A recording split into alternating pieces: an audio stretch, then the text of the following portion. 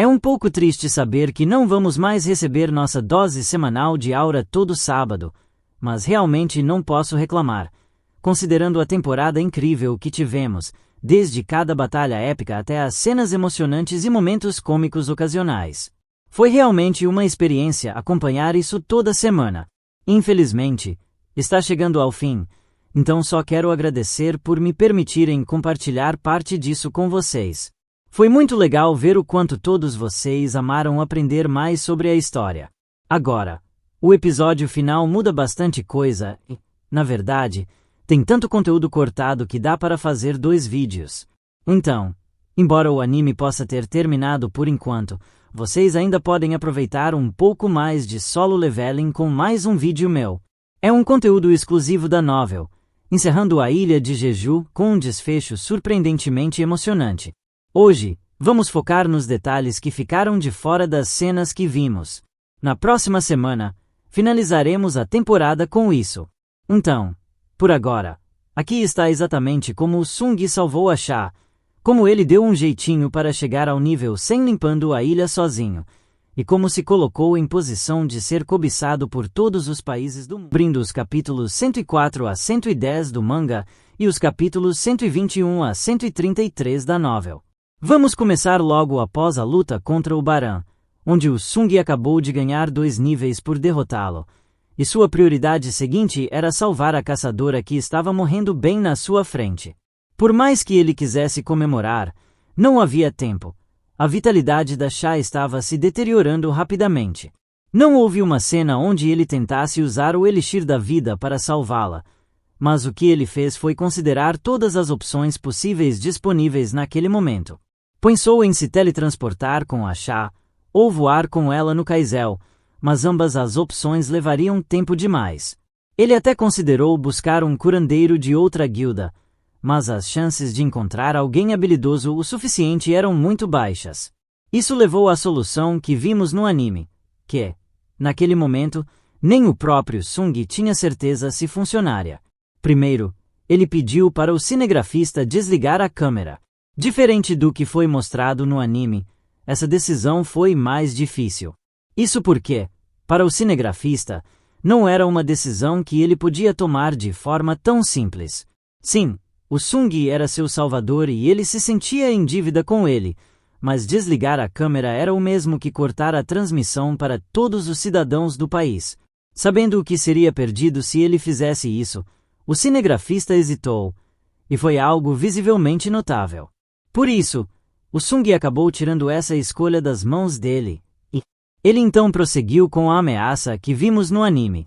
Não é que ele quisesse assustar o cara, mas com o tempo se esgotando, realmente não havia outra escolha. Agora, uma grande diferença que torna essa cena muito mais sombria na novel é que o corpo do Min teve que ser recuperado vasculhando pilhas de carcaças de formigas. Havia tantas espalhadas por todo lado que recuperar o corpo não teria sido possível se não fosse pela percepção extremamente aguçada do Sung.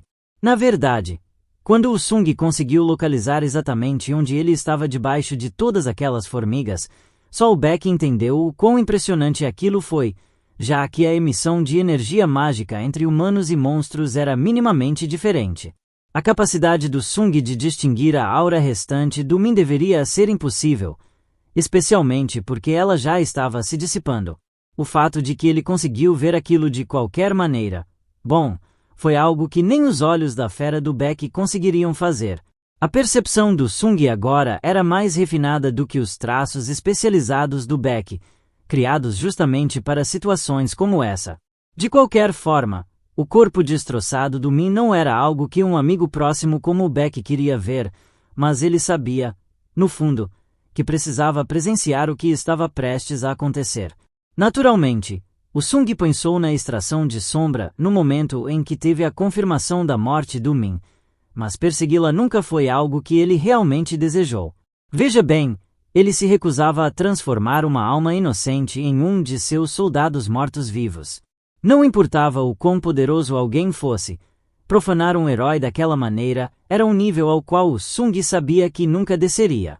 No entanto, essa era uma situação desesperadora. Então, Se ele pudesse confiar a vida da chá ao melhor curandeiro do país inteiro, essa era uma decisão que ele não pensaria duas vezes. Se a decisão fosse do próprio Min, Sung sabia que ele teria feito o mesmo. É aqui que acontece outra grande diferença em relação ao anime. Na novel, a extração do Min falha uma vez, enquanto no manga, ela falha duas vezes. O manga explica isso dizendo que a alma do Min se opunha fortemente a se tornar uma sombra, o que servia como um ponto moral, contrastado pela confusão do Iron, outro personagem. Mas a novel dá uma explicação que, pessoalmente, faz muito mais sentido. A diferença de poder é o fator-chave para o sucesso da extração de sombra, então a ideia de que uma alma poderia se recusar parece meio que surgir do nada. Como então a novel explica isso? Ela diz que faltou motivação. O Sung não estava totalmente empenhado em transformar o Min em sombra, então no momento da extração, não funcionou. Ele não queria a sombra do Min do mesmo jeito que queria as outras. E essa falta de determinação afetou o sucesso do feitiço. Foi quando ele se concentrou de verdade para a segunda tentativa que a extração funcionou perfeitamente. Então, embora isso seja bem diferente da versão em que ele ouve a voz do Min dizendo para usar seus poderes, acho que essa versão se alinha melhor com a construção de personagem mais equilibrada que eles estão tentando fazer do Sung. De qualquer maneira, foi quando todos viram do que o Sung era capaz, que ele simplesmente respondia com um sim ou não às muitas perguntas. Ele não via necessidade de explicar nada além disso, mas também não via motivo para mentir. De certa forma, essa transparência foi como um peso tirado de seus ombros. Pela primeira vez, ele estava em um lugar público onde podia ser ele mesmo. Claro, os outros formariam suas próprias impressões, todos, sem exceção, entre o temor e o espanto diante do que estavam vendo. O Beck, no entanto, tinha uma informação a mais que os outros não tinham. Ele sabia que o Sung ainda podia ficar mais forte. Então, se aquele era o poder que ele estava mostrando agora, o Beck nem conseguia imaginar o quão mais poderoso ele se tornaria no futuro. O cinegrafista agora entendia por que era o Sung. Ele queria que as câmeras fossem desligadas, já que, se até os caçadores de elite do país estavam com aquela expressão de medo, dava para imaginar o quão mais aterrorizante seria essa revelação para uma pessoa comum. Na novel, o Sung dispensa a sombra do Min sem que ninguém precise pedir, enquanto no manga, o pedido do Beck quase parece um apelo desesperado, uma súplica muito sincera vinda de alguém que já foi amigo íntimo do Min. Isso nos leva à limpeza pós-invasão, onde o Sung embarca em uma missão extra lidando com as formigas que fugiam dos túneis em puro pavor dos soldados sombrios. Elas corriam para qualquer lugar que não fosse onde ele estava. Sung começa acompanhando os caçadores até o helicóptero, abrindo caminho com o Kaizel antes da decolagem, e depois fica para trás para limpar toda a ilha. Por mais insano que fosse, o Beck só conseguia dar um sorriso de lado, sabendo que é preciso um monstro para enfrentar outros monstros. Sung começa a caçar as formigas da maneira mais lenta possível, montado nas costas do Kaizel, usando o arremesso de adaga para eliminá-las uma por uma. Ele estava sendo extremamente meticuloso, tudo para chegar ao nível 100, já que não havia reservado nenhuma dungeon, portal, para o futuro próximo. Ele sabia que aquela seria sua única chance de ganhar XP por um bom tempo. Chegou a considerar a sorte de topar com uma quebra de dungeon, mas logo percebeu que não era algo pelo qual deveria torcer. Afinal, uma dungeon break só acontece quando um ou mais times falham. Considerar isso algo bom seria insensível com os que morreram. Outro motivo pelo qual ele estava farmando XP era porque queria ter o nível mais alto possível antes de tentar extrair o Baru. O fracasso com o Min lembrou o Sung da sensação horrível que teve ao tentar extrair o Baruka. Então, para garantir as melhores chances, ele decidiu aumentar seus níveis a qualquer custo. Patrulhando a ilha, Sung acaba chegando ao local onde os caçadores japoneses foram mortos, encontrando vários corpos cheios de energia mágica extremamente poderosa. Uma energia mais familiar também é sentida por perto, mas por mais que procurasse, não conseguia encontrar o corpo de onde ela vinha. Eventualmente, ele percebe que não havia mais corpo algum, apenas poças de sangue irradiando aquela magia. Sung conclui que o Goto foi completamente devorado. Nenhum traço sequer restou para tentar realizar a extração. Não sabemos se ele realmente queria fazer isso ali, mas ele achou a morte do caçador mais forte do Japão totalmente sem sentido. Avançando para o momento em que todas as formigas da ilha estavam mortas, Sung fica decepcionado por ainda não ter alcançado o nível 100, então entra no túnel mesmo assim para extrair o Baru, só que aí sente a presença de outros monstros. O que ele percebe são incontáveis ovos dentro do berçário, sinais mágicos fracos, mas que indicavam formigas quase totalmente desenvolvidas. O que acontece a seguir é, na prática, um massacre de recém-nascidos para farmar XP. Mas como cada formiga já possuía asas evoluídas, Sung sabia que havia chegado na hora certa. Se esses insetos tivessem chocado e se juntado ao exército da Rainha Formiga, o ataque ao Japão e à Coreia teria sido devastador. A exterminação seguinte foi praticamente a mesma do anime, mas um detalhe curioso: Sung não conseguiu replicar o efeito de atordoamento da espada do Rei Demônio. Parece que esse era um poder exclusivo dele. De qualquer forma, foi a partir desses ovos que o Sung finalmente atingiu o nível 100. O próximo passo era extrair o Baru, e como ele aprendeu com o Min que concentração era essencial para o sucesso, Sung tira um momento para se focar por completo. Quando a escuridão o envolveu totalmente, nem mesmo um único som ou sensação podia ser percebido. De dentro daquela escuridão, se houvesse qualquer traço de luz, com sua alta percepção, o Sung teria detectado algo. Mas como nem isso era permitido, ele literalmente não conseguia ver nada. Estava completamente isolado de tudo ao redor. O que veio a seguir foi um susto digno de filme de terror, que assustou até o próprio Sung. No momento em que a escuridão se dissipou, Baru estava parado bem na sua frente. Sung nem viu como a sombra dele surgiu, mas lá estava ela, fazendo-o pensar por um instante que ele tinha voltado à vida. Foi tão surpreendente que o Sung quase atacou por reflexo. Essa cena é um pouco mais contida comparada ao anime, então dá pra dizer que apreciei mais o destaque épico que deram ao Baru no anime. De qualquer forma, foi logo quando o Sung se preparava para invocar a rainha que o Baru começou a falar. Sung então perguntou como ele conseguia fazer isso, e o Baru respondeu simplesmente: ele sempre pôde. Foi uma resposta que fez o Sung assumir que ele estava se referindo ao fato de já poder falar antes, mas isso contradizia os casos das sombras do Iron, e Grit, e Duman. Sendo assim, a única conclusão possível era que isso tinha a ver com o rank do Baru. Se ser um general era o que permitia a fala, então Sung concluiu que outras sombras suas também poderiam começar a falar assim que atingissem esse nível. Mais um motivo para continuar fortalecendo todas elas. Agora, se você está se perguntando de onde veio o nome Baru, o Sung sabia que não fazia sentido chamar ele de formiga-inseto, então se lembrou de um livro que tinha lido. O título era As Formigas, do autor Bernard Werber. Se você pronunciar Bernard como se fosse em coreano, você chega à forma longa do nome Baru. Foi daí que veio o nome dele. Depois disso, Sung finalmente extraiu a sombra da rainha, que, embora fosse forte como a de um general, acabou entrando em conflito com o vínculo que o Sung já tinha com as outras formigas. Quando Sung perguntou ao Baru por que isso estava acontecendo, ele explicou que era porque o poder natural da rainha conflitava diretamente com o de Sung. Veja bem, ela tinha um comando inato sobre as formigas, que superava o do Sung.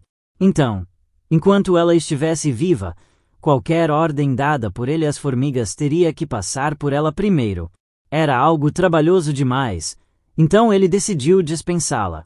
Outro motivo foi que a rainha, como sombra, estava incrivelmente mais fraca do que quando era viva, o que o Baru explicou como sendo consequência de ela ter perdido seu corpo físico.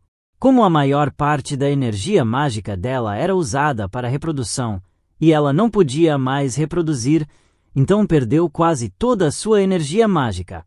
A rainha nunca foi um monstro feito para o campo de batalha, e sua versão sombra só comprovava isso. Enquanto isso, as outras sombras do Sung estavam coletando pedras de mana, mas como essas seriam usadas para compensar as vítimas e financiar a reconstrução da ilha de Jeju, o Sung ordenou que fossem deixadas para trás. Ele não achava certo ficar com nada para si. Além disso, como o fragmento preto da sombra do Baru parecia muito valioso por si só, o Sung concluiu que aquilo já era compensação suficiente. No final, ele ficou com isso e um total de 570 sombras de 570 armazenadas. E isso basicamente encerra a invasão na novel. Mas no manhwa, o Baru ainda ajuda na limpeza fora da ilha.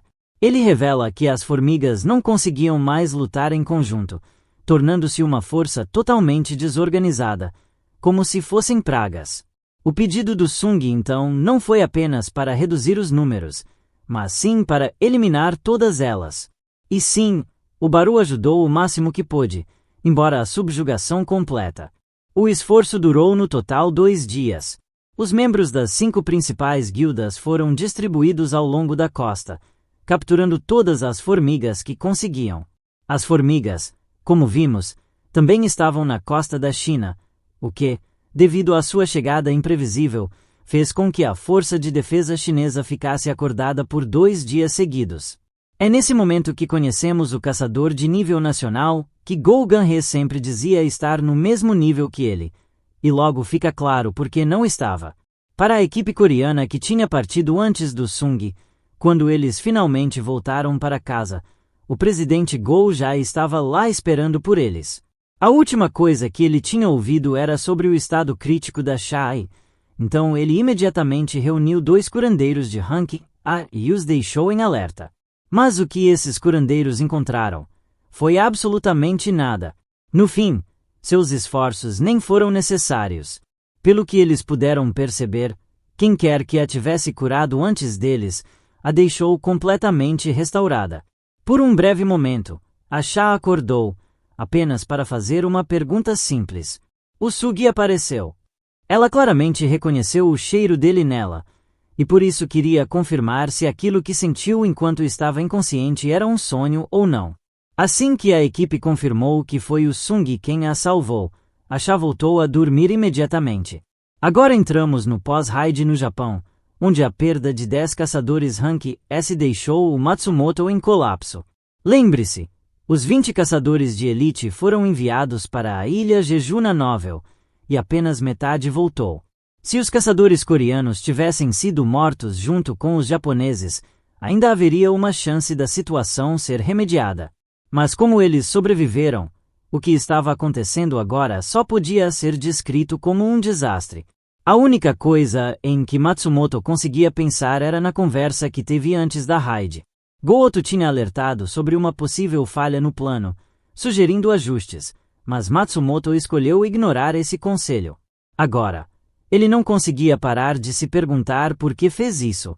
Afinal, Go-Oto era quem mais entendia o poder dos caçadores. Então, ao desconsiderar a primeira avaliação dele, que dizia que um caçador coreano era extraordinário, Matsumoto sabia que tinha cometido um erro grave. Foi arrogância.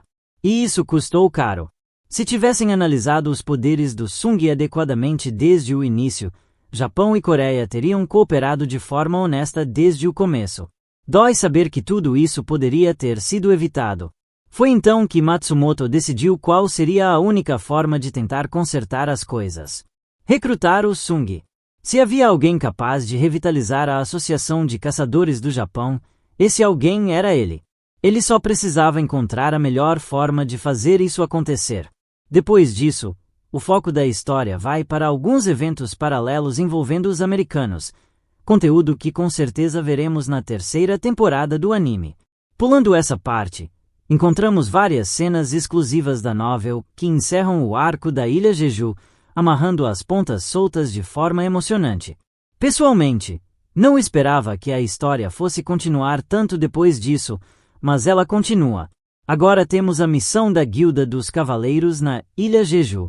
Essa missão era, na verdade, para recuperar o corpo do Min Byung-gu, já que durante o caos da raid não foi possível extraí-lo. Mas agora que Sung eliminou todas as formigas, o presidente Go ordenou a recuperação imediata. Foi uma missão para a qual Jong-soo se voluntariou prontamente, já que sua guilda foi a única das 5 grandes que não participou da raid, e essa era a única chance de salvar a reputação da guilda. É aqui, na novel, que o Jong-soo decide contar sua história de vida, revelando que, antes de virar caçador, era um atleta incrível. Ele passou a vida inteira treinando para ir às Olimpíadas, até que, literalmente no dia anterior, ele despertou como caçador. Isso fez com que seu objetivo de uma vida inteira se tornasse impossível de alcançar, deixando para sempre aquele último obstáculo nunca superado. Isso, no entanto, não foi o suficiente para fazer Jong-soo desistir. Agora ele estava decidido a criar a melhor guilda da Coreia. Era um objetivo do qual ele ainda estava bem longe. Mas, em uma cena engraçada, ele sente que talvez com aqueles cristais de mana conseguisse. Foi só uma piada sobre desviar fundos do governo. Havia também vários soldados militares presentes, o que, na novel, gerava uma situação bem tensa. O motivo? Eles sabiam que, se um monstro aparecesse, estariam completamente indefesos. Por isso, não podiam relaxar da mesma forma que Jong-soo e seus caçadores estavam relaxados. À medida que a equipe de recuperação se aproximava do túnel, começavam a ver mais corpos de formigas.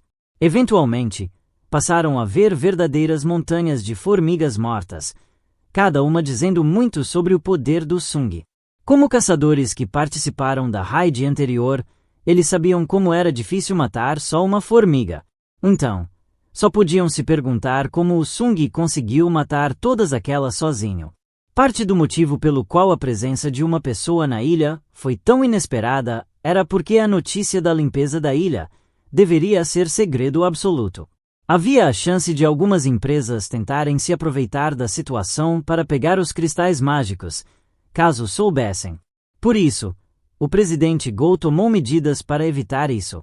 Isso fez com que os soldados tomassem a frente, já que aquela pessoa aparentemente não era um monstro nem alguém relacionado à raid. Então, a decisão do que fazer com ela caiu nas mãos deles. A ordem era controlar totalmente a situação na ilha, então esse indivíduo misterioso passou a fazer parte disso. Por isso, Jong-soo recuou e deixou os soldados agirem, resultando em um impasse tenso onde nenhum dos lados fazia nada. A pessoa misteriosa claramente não entendia nenhuma das ordens que os soldados estavam dando, e os soldados também não estavam tão relaxados a ponto de não atirar. Foi quando essa pessoa misteriosa começou a falar que 2 revelações assustadoras foram feitas, uma atrás da outra. A língua que ele falava não era reconhecível por nenhum país da Terra, e que ele era um monstro. No momento em que essa última verdade ficou clara, um dos soldados atirou. A forma como o tiro ricocheteou na cabeça do indivíduo confirmou: ele não era humano. Foi aí que todos perceberam que estavam encrencados. No anime, o Kraven, aquele caçador brutal, estava prestes a agir, até que o elfo apareceu primeiro. A conversa que veio a seguir foi tão vaga quanto no anime, então não há muito a se comentar além disso. O cara bestial, Beast Guy, não estava se referindo ao cheiro de forma geral, mas especificamente ao cheiro das formigas.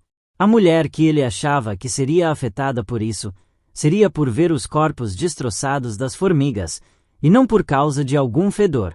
No anime, o Kraven também achou que o elfo fugir era covardia, então isso muda o contexto de como ele via a presença deles ali. Parece que o elfo estava evitando algo, enquanto o cara bestial queria dar fim a alguém ali, mas o elfo estava claramente cauteloso demais para isso. E bom, isso é basicamente tudo da parte na ilha, então acho que aqui é um bom ponto para encerrar. O resto das cenas fora da ilha começa a ficar meio complicado, já que envolve muitos vai e volta com o Sung, a associação, os americanos e até o funeral. As cenas com os americanos provavelmente vão estar na temporada 3 do anime, mas todo o restante é conteúdo cortado, então espere ver isso no vídeo da semana que vem. Espero que você tenha curtido esse aqui. Se gostou, deixa o like e considera se inscrever. E um agradecimento especial a Desplat por patrocinar o vídeo. A qualidade dos posteres deles é realmente incrível. Então, se você estiver procurando